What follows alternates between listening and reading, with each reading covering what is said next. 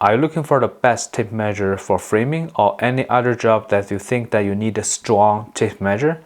This is the one. This is Stanley Fatmax Tape Measure, and this is like 1 inch wide, and it's super strong. It can go out just like this. You can hold it for like 11 feet or even more. So when you're doing your framing, you just need to go like really far. And this one, you see, it doesn't flex. It's super strong, and you can easily hold it, and it can reach stuff.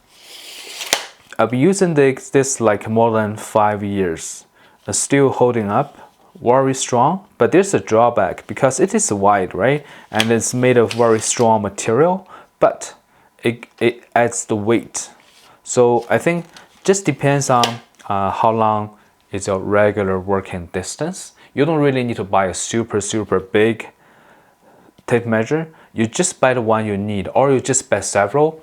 If you really need a long one, just grab a long one, but for daily using, buy the small ones. It's great too. I think every penny spent on this tape measure is worth it. I hope this video is helpful. Thank you for watching.